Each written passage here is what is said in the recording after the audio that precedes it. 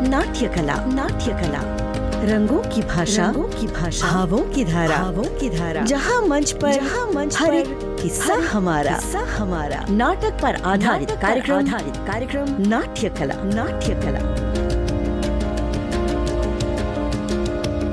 स्वागत करते हैं दर्शकगण आप सभी का और श्रोतागण आप सभी का ऐसे विशेष कार्यक्रम नाट्यकला कार्यक्रम जो नाटक पर आधारित कार्यक्रम है।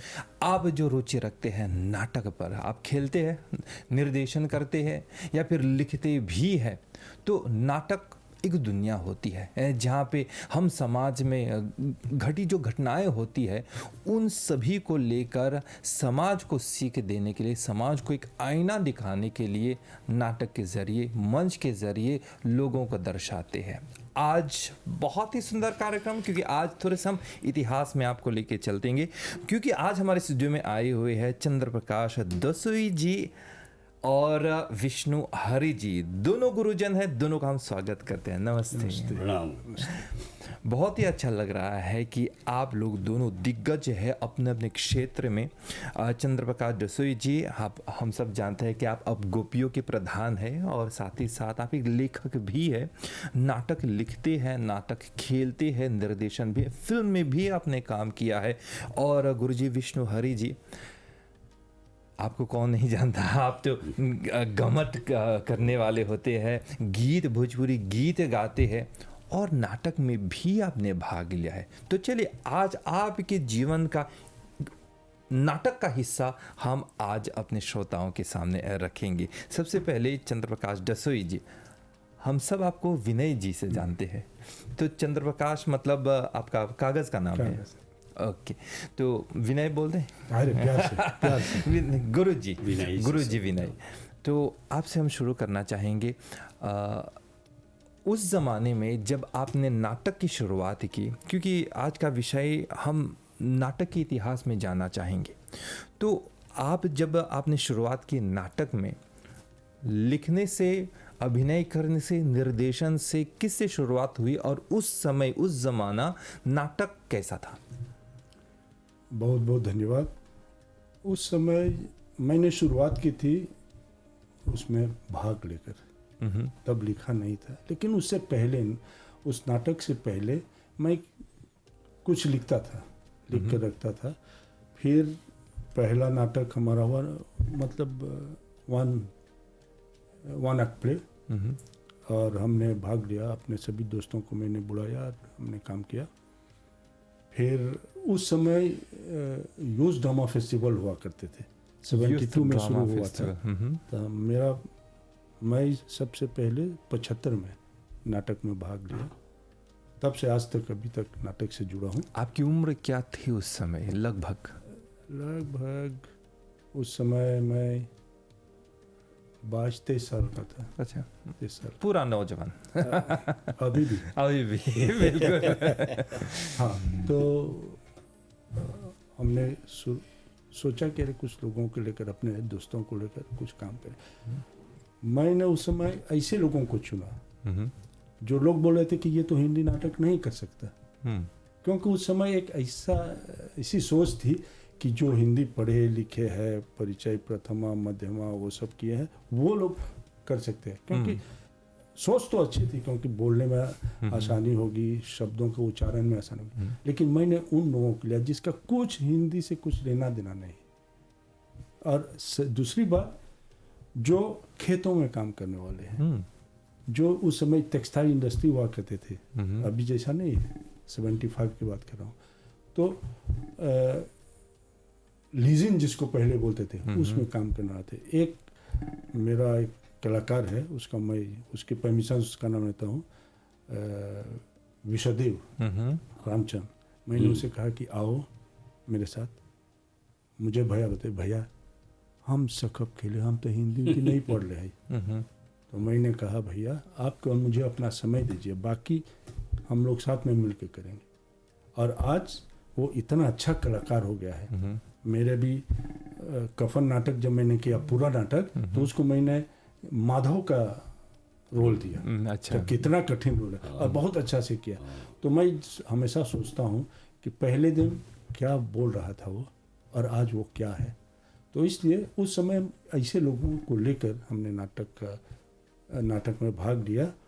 और हमारी, अब लक बोलिए क्या बोलिए, कि जितने बार हमने यूएस ड्रामा फेस्टिवल में भाग लिया, फाइनल में हम गए हर बार। और उस समय ऐसा नहीं था कि उस समय तो 100 के लगभग टोली भाग लेते थे। मेरे ख्याल से उर्दू भी साथ था ना, उर्दू भी साथ था। नहीं 75 में नहीं, 72 में हाँ, उर्दू 72 साथ में में था। फिर उसके बाद उर्दू ड्रामा फेस्टिवल होने लगा, ये हिंदी अलग होने लगा। उस समय 100 से ज़्यादा लोग टोलियाँ भाग लेती थी, और उसमें एक सेमीफाइनल होता था 12 नाटकों का। अब उसमें से फाइनल होता था, तब बड़ा कठिन कंपटीशन था, तो उसमें हम जाते थे। फिर उस समय ऐसी बात चल गई कि अब पता नहीं, मैं तो त्रियोले का हूँ, तो ऐसा हुआ 2-3 बार तीनों नाटक जो है त्रियोले का चुना गया। तब मुझे आदमी पूछा, मुझे मिनिस्ट्री में बुलाकर कहा गया कि आप लोग अब भाग मत लीजिए। अच्छा। मैंने कहा क्यों? बोले दूसरे लोगों को चांस देना चाहिए, वो लोग भाग नहीं लेना चाहते। ये सोचकर मैंने भी सोचा, तो उसके बाद हमने यूएस ड्रामा फेस्टिवल में भाग लेना छोड़ दिया, तो बाहर अपना काम करने लगे नाटक के। फिर हम फुल लेंथ प्ले में गए। तो मेरे शुरुआत तो कलाकार के रूप में हुआ था। फिर उसके बाद मैंने लिखना शुरू किया, और अपना कलाकार और डायरेक्शन में। बहुत ही सुंदर कलाकार और डायरेक्शन, अभिनय के बारे में ज़रूर आपके बारे में बात करेंगे। गुरुजी विष्णु हरि जी भी हमारे साथ है। तो आप भी नाटककार है, आपने भी नाटक लिखा है। और मुझे सबसे अच्छी बात गुरुजी क्या लगती है, जब मैंने एक अंश आपका नाटक मैंने देखा जहाँ पे आपने लाइव गीत गाया नाटक में। आजकल के ज़माने में नाटक में हम म्यूज़िक चलाते हैं डाउनलोड करके कहीं पे, तो आपने लाइव म्यूज़िक गाया। आपकी शुरुआती दौर कैसे हुई नाटक की दुनिया में? ये बहुत बहुत धन्यवाद रितेश जी। मैं जब बैठका में पढ़ने जाता था, मैं झूठ नहीं बोल रहा हूँ, 12 साल की उम्र से एक गुरुजी ने एक नाटक लिखा था, तो मैं एक कलाकार की एक्टर की तरह उसमें काम किया। फिर बाद में मैंने लिखने लगा। बहुत लंबा सफ़र है मेरा। वो तो सुनाते सुनाते अच्छा होता कि ये प्रोग्राम कुछ लंबा रख दिया होता। मैंने नाटक किया है, बैले किया है, बड़ी वो भी नाटक के समान है, वो तो नाटक ही है। संगीत नाटक जो किया है, नृत्य भी किया है नाटक में। और अभिमन्यु के सभी नाटकों में गाना था, और लाइव गाना पड़ता था। गूंगा इतिहास से लेकर जो 1984 में। और मैं यानी कि एंट्री मैंने वो यूस एंड स्पो की वो नाटक में एंट्री दिया 1975 में। वो खुद का लिखा हुआ एक नाटक था, जालिम दुनिया। अच्छा, आपने खुद लिखा था? खुद लिखा था। तो स्क्रिप्ट अभी तो पता नहीं कहाँ। तो उसमें पहला ही जैसे आया तो बेस्ट बिगिनर एक्टर का प्राइज मुझे मिला। क्या बात है। तब से शुरू और उसका फल मिला मुझे 1984 में। अभिमन्यु जी के साथ गूंगा इतिहास में काम किया, तो इंडिया गया। वो बड़ी बात मेरे लिए, क्योंकि कलाकार को नाटक से कुछ तो मिलता नहीं था उस समय से लेकर के आज तक भी। तो यही था कि भगवान ने सहायता किया कि हम तो गरीब थे, एरोप्लेन में चढ़ना जाना तब के समय में बहुत बड़ी बात थी। लोग छोड़ने बस में जाते थे। अच्छा, हाँ, गांव के गांव चल जाते थे। अब तो घर द्वार हो गया है, हाँ। इस देश उस देश जाना आना जाना। तो यही मेरा सफर, लिखा, डायरेक्ट करना, अंत में जूरी का मेंबर भी किया। ये मेरा सफर है नाटक में। आपसे एक प्रश्न मैं पूछना चाहूंगा। आपने कहा कि जालिम दुनिया अभी तक याद है आपको, 1984 से पहले की बात है। 1975 1975 कंपटीशन था। 1975 जालिम दुनिया। जालिम दुनिया। अगर आपको याद अभी तक है तो कहानी लगभग कैसी थी, 2-3 लाइन में? मैं उस समय जवान था ना, हाँ, तो नाटक लिखा था मैं लव के बारे में, प्यार के बारे में, प्रेम के बारे में। सच्ची मोहब्बत हो जाती है एक लड़की से और दुनिया जालिम हो जाती है। और दुनिया जालिम हो जाती है, आप जैसे कह रहे हैं। उनको फोर्स करते हैं कि मुझको छोड़ दे। अच्छा। आज भी ये चलता है। अच्छा। अभी भी हम तो टिकटॉक में देखते हैं लोग ऐसा ही कर रहे हैं। लड़की आपके पास धन नहीं, दौलत नहीं, तो लोग कहे और आप छोड़ के चले गए। हाँ। और तो वही जालिम दुनिया बॉलीवुड में भी ये भी लगभग दिखाई देता है कि मुझको चोर बना दिया जाता है, उसमें कैद में चला जाता हूँ, फिर बाद में सफाई वो सामने आती है तो फिर छोड़ा जाता है। ऐसे जालिम दुनिया मुझे कुछ कुछ याद और भूल भी चुका हूँ। और यही प्रश्न मैं विनय जी आपसे पूछना चाहूँगा। आपके ज़माने में जब आपने शुरुआत की, लगभग नाटकों की कहानी का विषय क्या था? नाटक कैसे थे, मतलब कहानी के रूप में? उस समय जैसे विष्णु ने कहा, बहुत मतलब कितना अच्छा काम था कि उस समय अगर 100 टोलियां भाग ले रही है तो उसमें 25 नाटक मॉरिशस के कलाकारों, मॉरिशस के लेखकों द्वारा लिखे गए थे उस समय। उस समय और हर बार ऐसे होता था। तो जब मॉरिशस के कलाकार लिखेंगे तो मॉरिशस की कहानी पर लिखेंगे। थोड़ा सा लेकिन मानना पड़ेगा कि बॉलीवुड का इन्फ्लुएंस है। थोड़ा सा नाटक में हम बॉलीवुड ला देते हैं जबकि बॉलीवुड हमारा नहीं है, तो वो नॉर्मल है। लेकिन बाद में धीरे धीरे लोगों की समझ में आने लगी कि नहीं, बॉलीवुड तो हमारा नहीं, हमारा तो आसपास जो है वो लिखना। तो उस समय स्थानीय नाटक जो थे ऐसे ही बातों पर, जो जनरल होता था उन पर लिखा जाता था, विषय लिखा जाता था।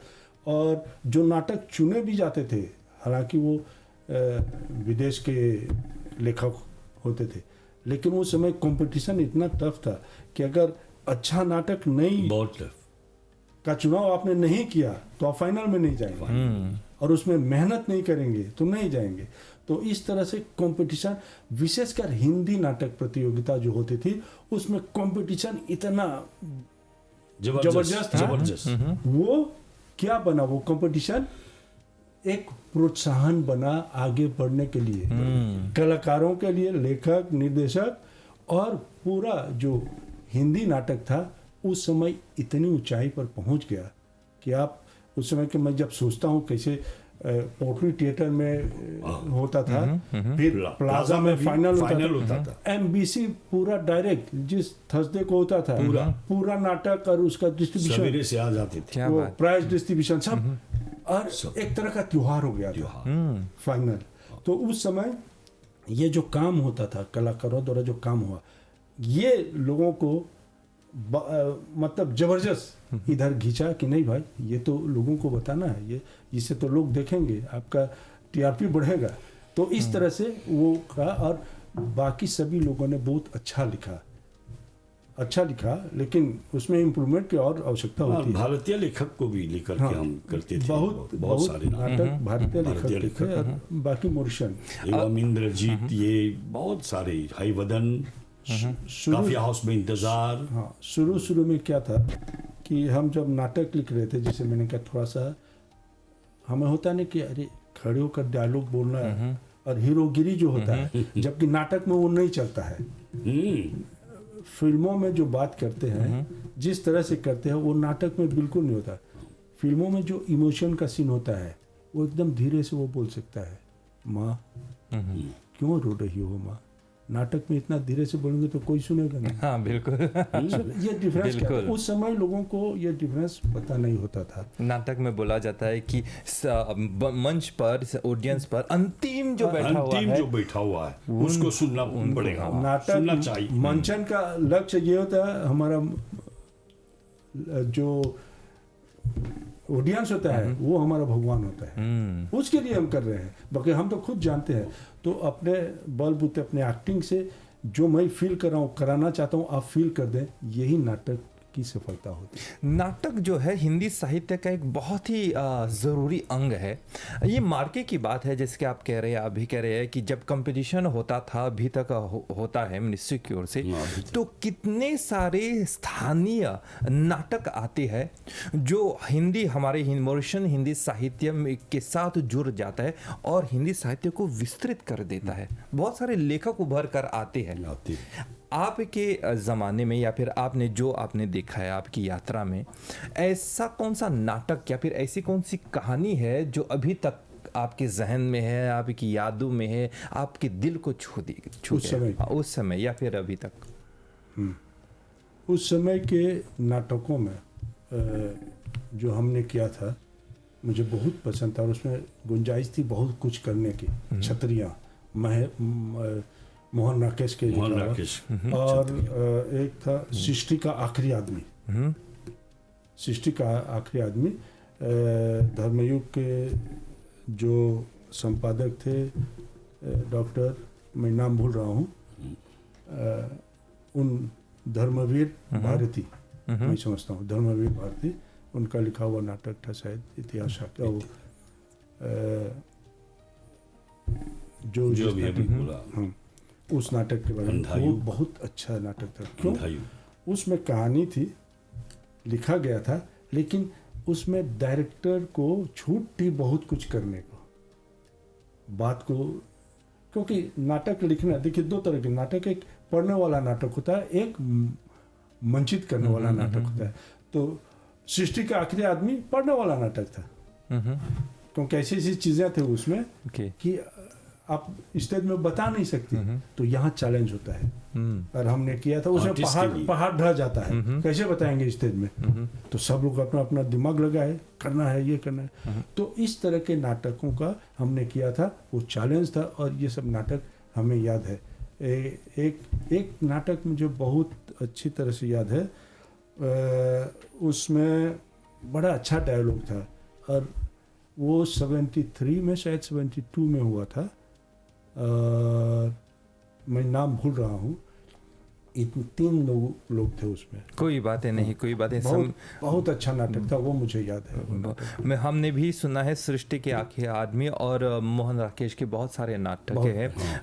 विष्णु जी, आपसे भी यही प्रश्न, आपके मतलब जैसे जब से आपने शुरू किया नाटक में, खेला भी और लिखा भी और गीत गाया भी, तो ऐसा कौन सा नाटक जो आपका खुद का है या फिर दूसरों का है, अभी तक आपको याद है या फिर आपके दिल को छू दिया? मैं फिर से कहता हूँ, गूंगा इतिहास और मेरे भाई विनय का इतिहास साक्षी है, जो मॉरिशन लेखक का गूंगा इतिहास। तो गूंगा इतिहास अभिमन्यु अनंत जी, क्या बात है। जो हुआ था मॉरिशस में, हड़ोर मच गया था चारों तरफ, और यही नहीं, देश विदेश में भी ऐसा ही हुआ था।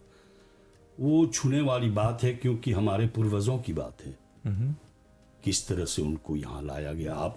आपने भी तो लिखा था इतिहास साक्षी, विनय जी, उसमें मैंने काम किया था, साथ में इंडिया भी गए थे हम। तो उस समय खेत में काम करना, चाबुक से मार खाना, घोड़े लोग कैसे कर रहे थे, ये दोनों नाटक में था और दोनों में सौभाग्यवश मुझे काम पर लिया गया। मैं काम करता था।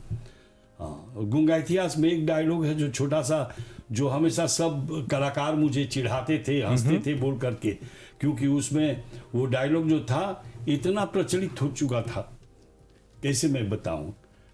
हाय कमर के दर्द मियाँ, बहुत दुख देला, जियल ना जाता। अब जो भी मैं बस में चढ़ते हैं कहीं जाने के लिए, तो लोग कहते हैं हाय कमर की दर्द मियाँ। हाँ, इस नाटक से मैं प्रभावित हुआ था और दिल को, ये दोनों नाटक जो मैंने कहा, दिल को। और मेरा एक लिखा हुआ नाटक था, वो माँ का कलेजा, जो मैंने अडॉप्ट किया था, उसको लिखा भी था और अपने तरीके से, जिसमें माँ एक लड़की, इसमें भी मेरा वो पहले जैसा, एक लड़की से प्यार करता हूँ और लड़की नृत्य करती है उस समय की वो, भारत की कहानी है, पर अंत में माता जी कहती है कि एक अच्छे घर में आपकी शादी हो जाए तो अच्छा होगा, अकेला मेरा बेटा हो। तो मैं उसे बोल नहीं पाया कि मैं एक लड़की को चाहता हूँ। तो लड़की ने कहा, मुझे कैसे पता चलेगा कि आप सचमुच मुझसे प्यार करते हैं। तो लड़का कहता है, मैं कैसे प्रूफ दूँ, कैसे आपको बताऊं? तो लड़की बोलती है कि अपने माँ का कलेजा लाओ। कलेजा ला दोगे तब मैं मानूंगा कि आपको मुझसे प्यार है। तो वही करता हूँ नाटक में। मेरे ख्याल से हरिनारायण महावीर जी ने ये सीक्वेंस, ये नाटक पूरा लिया था टीवी में। अब तो दिखाई भी नहीं देता, पता नहीं कहाँ है। तो वो बहुत छूता है, माँ का कलेजा निकाल लेता है, मार देता है माँ को। कलेजा निकाल करके जब वो आ रहा है रास्ता से, तो कलेजा ठोकर लगने के बाद कलेजा नीचे गिर जाता है।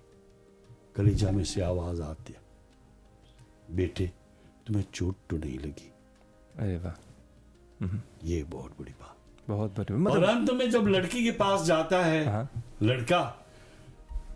लड़का बोलता है कि मैंने सिर्फ कलेजा नहीं, धन दौलत भी जितना था सब कुछ लेकर के आ गया, चलो यहाँ से निकल कर दूर चलते हैं, कहीं बस जाते हैं। तो लड़की कहती है, जो अपनी माँ का नहीं हुआ वो मेरा कैसे? अरे वाह, कहानी में ट्विस्ट आ ये गया। बहुत ही सुंदर, मतलब गहराई थी। एक मैं यहाँ पे उल्लेख करना चाहूँगा, जो हमारे दर्शक या फिर हमें सुनने वाले होते हैं, हमें देख और सुन रहे हैं। गुरु जी, विष्णु जी और विनय जी हमारे साथ है। दोनों ने कहा कि दोनों की शुरुआत हुई कहीं ना कहीं बैठका से। आप लोग प्रभावित हुए या फिर आपके गुरुजनों ने आपको प्रभावित किया। आज के ज़माने में बैठका अभी तक चलती है, सायंकालीन पाठशालाएं अभी तक चलती है, लेकिन बहुत कम, जैसे आपने कहा, बहुत कम बच्चे जाते हैं। यही दो उदाहरण हमारे सामने अभी, जो बैठका में पढ़ाई करने के बाद आज गायक है, आज गोपियों के प्रधान है, और यही शिक्षा बैठका से शुरू हुई। तो आप अपने बच्चों को लगे हाथ, यहाँ पे भाषा के का भी हम प्रोत्साहन कर रहे हैं, लगे हाथ आप लोग अपने बच्चों को भी प्रोत्साहित कीजिए भाषा सीखने के लिए, क्योंकि यही भाषा आगे जाकर पता नहीं कब कैसे यही भाषा आपके बच्चे के जीवन का एक पता नहीं कौन सा द्वार खोल सकती है और आपके बच्चे का भविष्य उज्ज्वल कर सकती है। विनय जी, एक प्रश्न के साथ हम आगे बढ़ना चाहेंगे। जैसे आपने कहा कि काफ़ी नाटक में आपने खेला है, आपने मंचन भी किया है, निर्देशन लेखन भी किया है।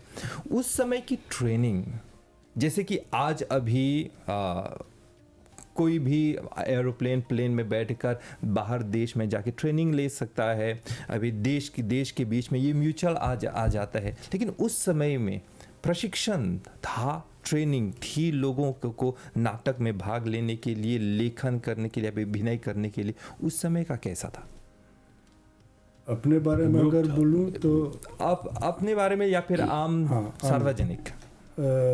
मुझे जिस तरह से विष्णु जी को सौभाग्य प्राप्त हुआ कि बड़ी संस्थाओं के नाटकों में भाग लेने का, मुझे वो अवसर प्राप्त नहीं हुआ। जो कुछ मैंने किया है खुद ही किया, कहीं पर कोई ट्रेनिंग नहीं, कहीं पर शिक्षा के बारे में चलो आज नाटक का ये क्या है। अरे एक बड़ी बात आज मैं कहना चाहता हूँ, बहुत दिन के बाद मैंने कहा किसी से, उस समय मेरा इतिहास साक्षी है, नाटक देखकर मुझे कहा गया कि मैं स्कॉलरशिप का एप्लीकेशन करूं, वो लोग चाहते हैं कि मैं NSD जाऊं, तो मैंने किया, मुझे मिला। उस समय काफी मॉरिशन लोग गए थे। हाँ, मैं NSD बारी से जाते थे। तो बारिश आपको मिला था? मुझे मिला था। अरे वाह। लेकिन बाद में कुछ आया नहीं। अच्छा। मैं सिलेक्ट हो गया, सब हो गया था, इंतजार कर रहा आएगा, आज तक नहीं आया। चलिए, हो सकता है अगले जन्म में, हो सकता है अगले जन्म में। तो मैं अपने बलबूते खड़ा हुआ और काम किया। मैंने देखिए एक सहकारी संस्था ने एक बजट बनाया है, नाटक किया है, आपको बुला रहे तो अच्छा लगता है। मेरी चिंता नहीं रहती है। अभी मुझे अगर आज नाटक करना भी करता हूँ तो मुझे पूरा सब चीज़ देखना पड़ता है। पैसे के अपने जेब से पैसा डालता हूँ अभी भी। कितना खर्चा है, पिछले साल किए थे तो पैसा बहुत खर्चा हो रहा है, तो अपनी जेब से, क्योंकि अच्छा लगता है। तो उस तरह की मुझे ये सौभाग्य प्राप्त नहीं हुआ, और जो कुछ मैंने किया अपने बलबूते किया है। उस समय गोष्ठी वोष्ठी करते थे, लेकिन उस प्रॉपर जो ट्रेनिंग होती थी नहीं होता था। मैं उस समय मैंने कहा था, मिनिस्ट्री को कहा था कि भाई जितने लोग यहाँ नाटक लिखते हैं, हालांकि कुछ इधर उधर है, हम सभी नाटकों को लेकर उसके साथ बैठकर थोड़ा सा एडिट करके अच्छी तरह से बना के उसको एक पुस्तक का रूप क्यों नहीं दे। इनको पता है हमने क्या था। हमने खुद उस समय एक एकांकी नाटक प्रतियोगिता की थी, और उसको हमने पुस्तक के रूप में छापा था। हमारे समय में हम बहुत कुछ करते और थे। उसके और मैं अपने पर लिया था अपनी संस्था की ओर से, और उसका भारत में उसको छापने को दिया था। सब किसी को एक पैसा भी नहीं लगा, हमने किया। उसका लॉन्चिंग भी यहाँ किया, और उस कंपटीशन में मैं समझता हूँ देवव्रत अपना एमबीसी का था अपना दोस्त, हिंदी समाचार से पढ़ते थे, मैं नाम कोई बात नहीं वो उनको पहला उनका एक नाटक था, बहुत अच्छा लिखा था, शीशा। अच्छा, जबरदस्त था, उसको फर्स्ट प्राइज मिला था, हमने दिया था। और जो 82 में उसका पुरस्कार वितरण हुआ था। तो इस तरह से हमने अपने बलबूते कई चीजें की है। रुचि अच्छा लगता था। अभी आप बता रहे थे अच्छे नाटक, एक नाटक जो है जो मेरे में छाप छोड़ गया है, वो है दया प्रकाश सिन्हा जी का लिखा इतिहास चक्र। इतना अच्छा नाटक था भारत का। मैं एक दूसरा नाटक कर रहा था फेस्टिवल के लिए। मैं जब पढ़ा वो इतना अच्छा लगा, मैं वो कैंसिल के 9 दिन में इसको तैयार किया, क्योंकि नज़दीक था। 9 दिन में हमने तैयार किया, और उस नाटक को उस समय बेस्ट प्ले, बेस्ट डायरेक्टर सब मिला था। बहुत इतिहास चक्र जबरदस्त नाटक था। जितने कलाकार थे सब मैंने स्टेज ही में रखा, उनको कोई गया नहीं। एक कलाकार 5-6 रोल कर रहा है स्टेज के अंदर ही। अच्छा, जब नाटक का मंचन आप करते थे तो सिर्फ कंपटीशन के लिए करते थे, या फिर मतलब सभा में जाकर लोगों को दिखाते थे? नहीं, अभी तो कंपटीशन में वो सब करते थे, लेकिन बाद में जब करने लगे तो कई नाटक जो है मैंने किया है जो मतलब कंपटीशन के लिए नहीं है, बाहर है। क्योंकि कहा ना, कंपटीशन से हमें कहा गया कि अगर अच्छा हुआ आप लोग भाग न लेते। उसके बाद हमने किया। मेरा इतिहास साक्षी है नाटक, इन्होंने अभी बताया कि भारत का दौरा किया था, लेकिन मॉरिशस में लगभग 15 या 16 प्रस्तुति उनको ओपन एयर हुआ है। स्ट्रीट थिएटर का शुरुआत हमने किया है। पूरा स्कूल में जाकर पेड़ के नीचे सभी बच्चों को बैठा कर, आउटडोर सभी बच्चों को बैठा, इतना अच्छा लगता था क्योंकि सामने सामने लगता, वो जो कनेक्शन होता है, कम्युनिकेशन जो होता था। तो वो स्ट्रीट थिएटर जो है वो भी हमने शुरू किया था। इतिहास साक्षी उसमें सेटिंग की जरूरत नहीं, कुछ सेटिंग नहीं, और लोग समझ खड़े हो जाओ, खेलने लग जाओ, लोग जमा हो जाएंगे जैसे नुक्कड़ नाटक की तरह। लेकिन हमने क्या किया था उस समय, सैटरडे संडे स्कूल में उसकी पहले तैयारी करते थे कि इस समय आएंगे, ये नाटक होगा, तो वो सब तैयार कर लेते, कुर्सी से अर्ध गोलाकार करके बैठते थे सभी लोग, तब नाटक शुरू होता था। तो इस हमने 85 में ये हुआ। मैं क्या सोच रहा हूँ, यह कार्यक्रम एक शोध की तरह चल रहा है। कई लोग जो हमें सुन रहे हैं, अगर आप लोग शोध कर रहे हैं या फिर अपना डिसर्टेशन नाटक के ऊपर कर रहे हैं, तो 2 दिग्गज हमारे सामने है, विनय जी और विष्णु जी। आप लोगों ने किस तरह से भाग लिया है, दोनों की अपनी अपनी कला है। अगर आप लिखते हैं, आप निर्देशन करते हैं, आप गाते भी है और लिखते भी है। चलिए, गाने की बात हो रही है विष्णु जी आपसे। विनय जी ने कहा कि किस तरह से उन्होंने लिखा, किस तरह से उन्होंने निर्देशन भी किया। आपने निर्देशन भी किया और अपने नाटकों में आपने गीत गाया। मैं ये एक प्रश्न पूछना चाहूँगा, कहाँ तक यह चुनौती आपके लिए थी कि एक तो आप लाइव नाटक देख रहे हैं, साथ ही साथ सिंक्रोनाइज भी करना पड़ा लाइव म्यूजिक? मैंने कहा ना, रुचि, दिलचस्पी, बहुत प्रेम था कला से। क्योंकि मैंने आपसे कहा कि मैं सिर्फ एक्टर नहीं, डायरेक्टर भी किया, राइटर भी, लिखा भी नाटक, और जैसे कि गाना भी गाया और गायक भी बन गया। तो मुझ में पता नहीं, भगवान मुझ में ये सब कुछ भरपूर है, इसलिए। और मैंने कहा ना, देखिए अब महेश राम जावन का एक नाटक था,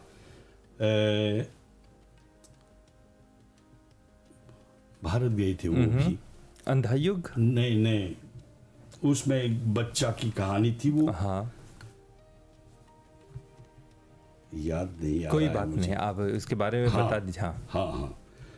तो उस नाटक में खास करके महेश जी सभी गीतों को लिखे थे, अच्छा।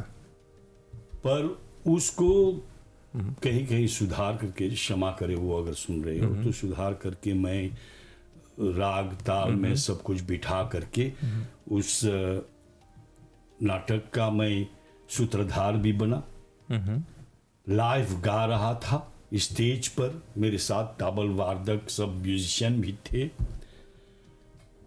तो जब से कैसे मैंने पहली बार आपसे कहा कि 1984 में वो पहली बार के लिए मुझे ऐसा महसूस हुआ कि कला कुछ है, जब भारत जाने को मिला। तो दूसरी बार यही इस नाटक में सिद्ध बसंत उसका नाम था, सिद्ध बसंत। हाँ, संगीत सिद्ध सहित एक बसंत। नाटक, बहुत बढ़िया नाटक था वो।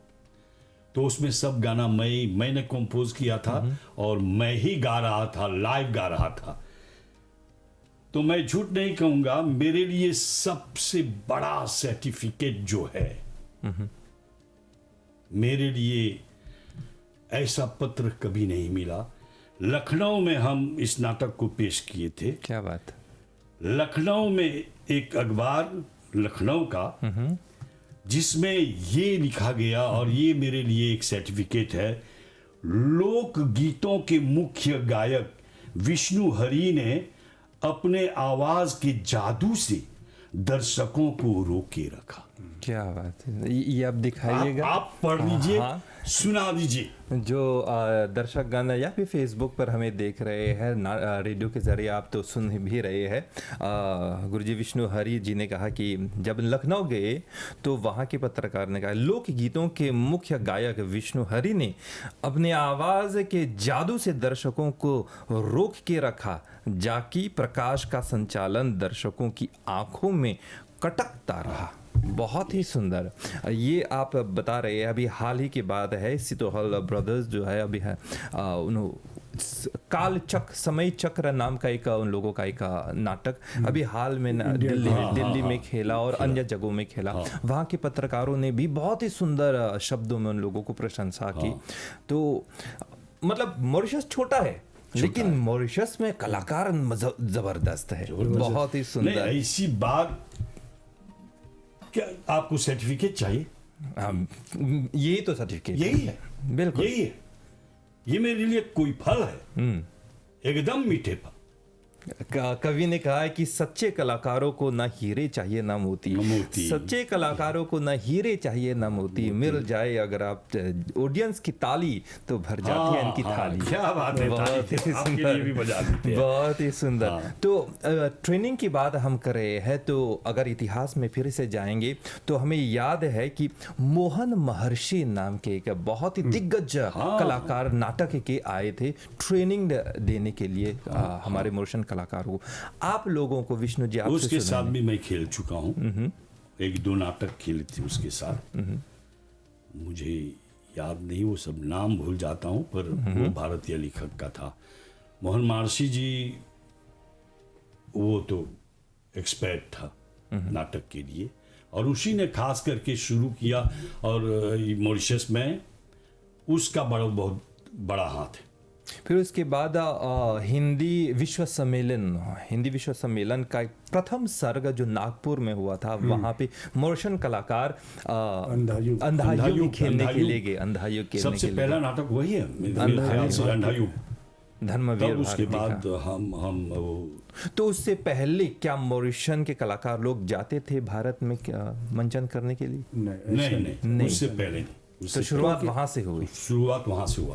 कल्चरल रिलेशन का कोई हाँ, अग्रीमेंट cultural, नहीं हाँ। था, तो आईसीसीआर हुआ अच्छा, तब ICCR ये संभव हुआ, तब ये हुआ। तब ये संभव हुआ। कहीं ना कहीं मॉरिशन कलाकारों के मतलब उज्जवल भविष्य का एक दरवाज़ा खुला। हाँ। तो धीरे धीरे करके धीरे-धीरे। आने लगे और ट्रेनिंग के बाद हम कर रहे हैं और साथ ही साथ अब मोहन राकेश के बहुत सारे नाटक भी खेलने लगे। तो गिरीश कर्नाड का एक नाटक था हाई वदन, जिसमें मैं मेन रोल अदा किया था, और वो नाटक तो अमेरिका में बहुत बढ़िया से चल रहा था। तो वो भी बहुत, नाटक में बहुत कुछ है रितेश जी, बताने में बहुत समय लगेगा। बहुत समय कुछ है ये, कैसे हमने अभी कहा ओपन एयर थिएटर, इंडिया में है ओपन एयर थिएटर, जहाँ पर माइक लगा है नीचे में, चारों तरफ ये ऐसे गोल एक जगह जहाँ चारों तरफ आदमी बैठते हैं, आप वहाँ खेलिए, सब लोग सुनेंगे, ऐसा भी है। और कैसे अभी अभी हमने बोला आउटडोर में कहीं भी एक दुकान के वरांदे में खड़े होके नाटककार लोग ऐसे है, भारत में भी ऐसा चलता है, मॉरिशस में भी कई बार हमने खेले हैं गाँव में, एक जगह पर समंदर किनारे खड़े होकर के नाटक करने लग गए, आदमी जमा हुए। एक प्रश्न मैं पूछना चाहूँगा, शुरुआत करते हैं आप ही से विष्णु जी। जहाँ पे तो टेक्नोलॉजी का बोलबाला चल रहा है, ये अब ज्यादा मोबाइल में बैठ के हम हाँ। फिल्म देख सकते हैं, नाटक देख सकते हैं, दुनिया के किसी भी कोने में कोई भी नाटक का मंचन हो रहा है तो हम देख सकते हैं। लेकिन क्या लाइव नाटक उनके दर्शक अभी तक है, लोग देखने के लिए आते हैं? कम हो गए, कैसे कि आपने कहा कि बैठका भी कम हो गई है, उसी तरह से धीरे धीरे, पता नहीं आपके ही अभी हाल में एक दो नाटक, वो प्रेम शिवालक लोग, ये हमारे भाई प्रेम शिवालक लोग एक नाटक किए थे, पूरा रामायण ना, हाँ, तो आदमी पता नहीं राजेंद्र क्यों, सदा सिंह जी के राजेंद्र लिखा, सदा हाँ, सिंह जी थे, उतना बढ़िया नाटक, पर लोग बहुत कम लोग आने लगे थे। यही प्रश्न मैं विनय जी आपसे पूछना चाहूँगा। अभी तक आप नाटक का मंचन करते हैं, जब आप मंचन करते हैं तो दर्शक होते हैं, देखने के लिए आते हैं। एक दो से मिला मैं, वे लोग कहते हैं कि कहीं पे तो नाटक चल रहा है कि हम देखने के लिए जाते हैं क्योंकि हमको अच्छा लगता है। आपकी दृष्टि में स्थिति क्या है?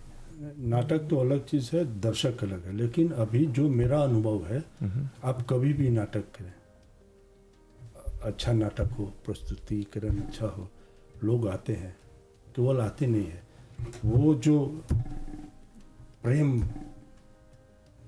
देते हैं, वो प्रेम भाव जो होता है कलाकारों के प्रति, आपके प्रति, वो अलग चीज़ है। और वो अभी भी है। अभी मेरा हाल ही में एक साल के अंतर में 2 फुल लेंथ प्ले मैंने किया IGCIC में, लोग आए थे। एक रात को किया था, तो देखा कि रात को कई लोगों ने बोला कि रात को थोड़ा सा इधर उधर, कोई कहता है कि मुझे ड्राइव करने में, तो नेक्स्ट प्ले मैंने 2 बजे दिन में किया। दोनों में लोग आए थे, क्योंकि आप इनविटेशन दें और मैं बड़ा व्यक्तिगत रूप से फ़ोन पर बोलता है कि देखो भाई कल आना है, आप आकर देखिए और मुझसे बोलिए क्या है क्या नहीं है। तो इस तरह से बहुत लोग आते हैं, और पसंद जब करते हैं तो कलाकार बहुत खुश होता है, तब तुरंत बोलते हैं विनय भाई दूसरा नाटक कब करेंगे। बहुत ही नहीं, सुंदर। जिसकी चाहत है, मोटिवेशन करना पड़ता है। एक दूसरी अभी चीज़ है, मॉरिशस में कलाकार की कमी नहीं है। मैं अपने अनुभव से कह रहा हूँ आपको, मैंने बच्चों का नाटक किया स्कूल में, आप देखेंगे तो बोलेंगे नहीं ये बच्चे हैं। और मैंने जानबूझकर एक ऐसा विषय था, उसमें थोड़ा सा संस्कृतनिष्ठ हिंदी, थोड़ा सा 1-2 शब्द ऐसा कठिन होगा, मैंने जानबूझकर डाला, दिखा कि ये बच्चे कर सकते हैं, बोल सकते हैं, स्टेज में याद कर सकते हैं।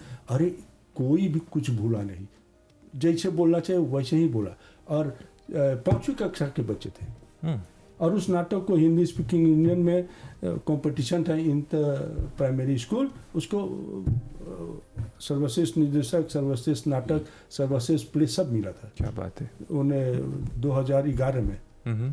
तो इस तरह से अभी मैंने, हमारे यहाँ का 2014 में सबसे पहला आया था ओस्टा गवर्नमेंट स्कूल, बहुत ही सुंदर, जिसका नाटक को निर्देशक सब कुछ मेरी तरफ से था। अभी 2000 अभी हाल ही में इतिहास साक्षिया का मैंने पुनः मंचन किया, उसमें मैंने 2 बच्चों को डाला।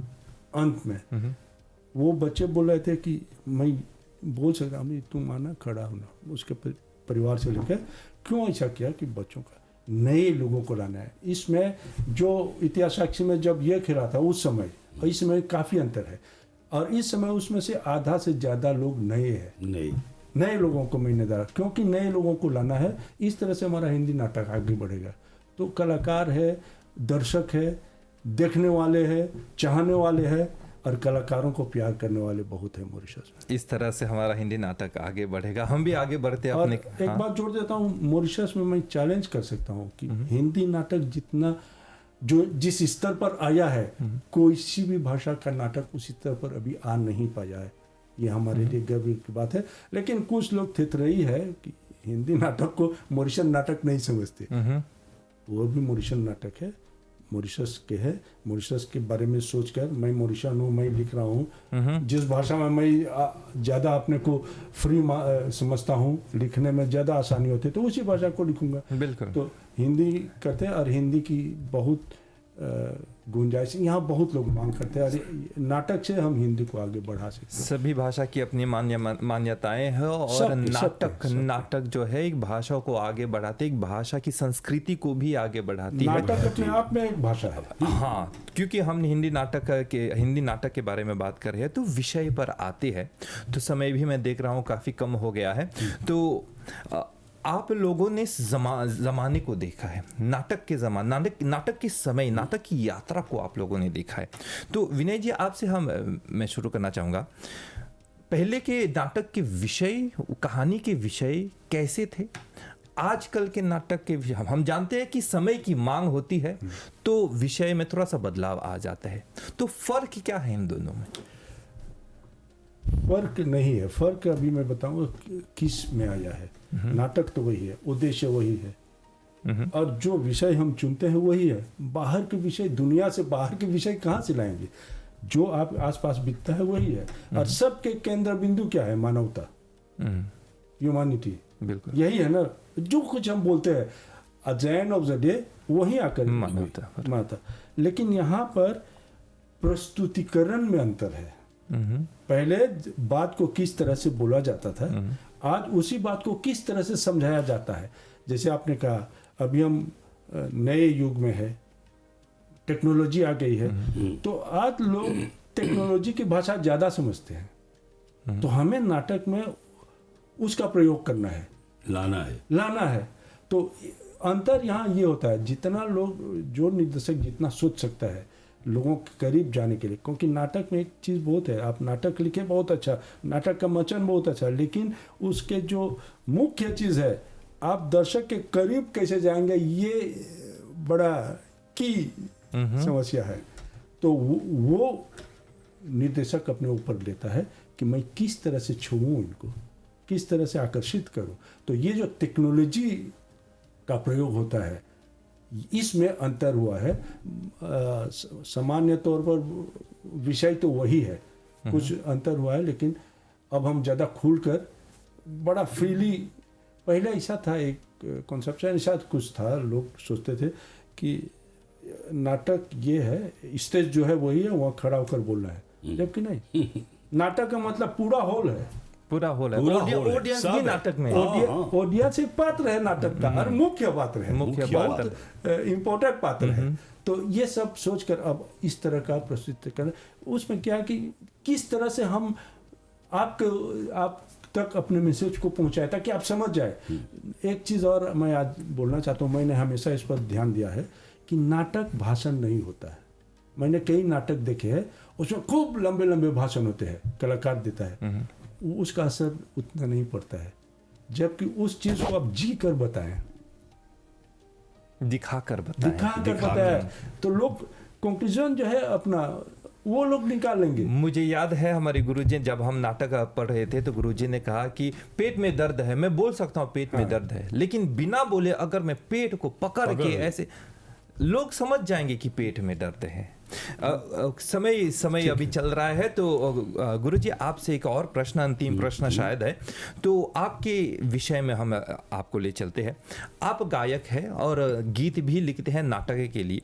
तो आजकल के ज़माने में हम देखते हैं कि नाटक में लाइव म्यूज़िक कम हो गया है। अगर मैं गलत नहीं हूँ तो हाल की बात है, गुरुजी राजेंद्र सदा सिंह जी का एक नाटक रामायण, वहाँ पे लाइव म्यूज़िक था, और शायद और था, हमने नहीं देखा, लेकिन लाइव म्यूज़िक बहुत कम हो गया है। बहुत कम हो गया। तो लाइव म्यूज़िक का क्या महत्व है एक नाटक में?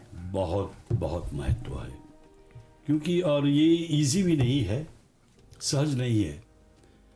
लाइव खेल रहे हैं, गा रहे हैं, और एक नाटक, अब अगर म्यूजिक के साथ, गाने के साथ हम एक नाटक कर रहे हैं और नाटककार लोग खेल रहे हैं आगे में, तो ये बहुत बड़ी बात है। उसको रोचक तो बनाते ही है, और इस मैं कैसे आपको बताऊं, उसको क्लासिक भी नहीं बोल सकते हैं, सेमी क्लासिक भी नहीं बोल सकते हैं, मॉडर्न भी नहीं बोल सकते हैं, क्योंकि ये आदि अंत से होता है।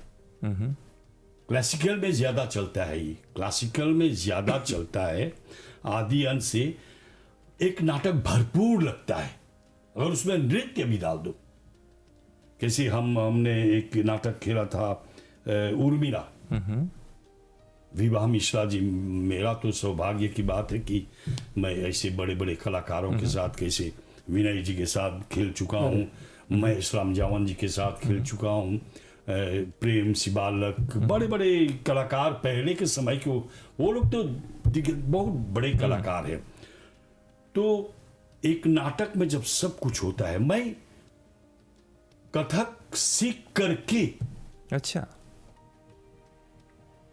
वो कौन था जो हमारे गुरु जी, उसकी पत्नी से मुझे कथक सीखना पड़ा था उर्मिला में काम करने के लिए। उसमें भी मैं सूत्रधार था, उसमें भी मैं कवि था, उसमें भी मैं गायक था, और लाइव गा रहा था, और नाचते हुए गाना चाहिए था, और प्रस्तुत करना पड़ता था नाटक को। बहुत मेरे लिए सौभाग्य की बात है, जिस नाटक में अगर हम लाइव कर रहे हैं और सब कुछ साथ में चल रहा है, तो उसका स्तर अलग है। बहुत ही सुंदर। तो विनय जी, शायद अंतिम प्रश्न आपसे, क्योंकि समय भी अभी समाप्ति की ओर जा रही है। तो आपकी जो यात्रा है नाटक मंचन, वहां से निकलकर एक नई मोड़ ले ली, आपने फिल्मों में भी भाग लिया। इस सफर के मोड़ के बारे में थोड़ा सा बताएं, किस तरह से आपने प्रवेश किया? फिल्मों में मैंने, जब अंकुर मैना कबूतर की टीम आई थी, तो मुझे ले गए तो उन लोगों से मिलने भारत से, तो बातचीत हुई, कई लोगों से वो लोग मिले, तो उन लोगों का अंतिम वो था कि मैं उन लोगों के साथ काम करूं। इसी तरह से स्टोन बॉय 1 साल बाद हुआ। सभी लोगों को बुलाए थे, क्योंकि उन लोगों को चाहिए था कि यहाँ के डायरेक्टर जो यहाँ के लोगों से कुछ करे। आपने असिस्टेंट डायरेक्टर के रूप में काम किया? असिस्टेंट डायरेक्टर इंडिया के थे, नेशनल अवार्ड डायरेक्टर थे नगाबरन जी।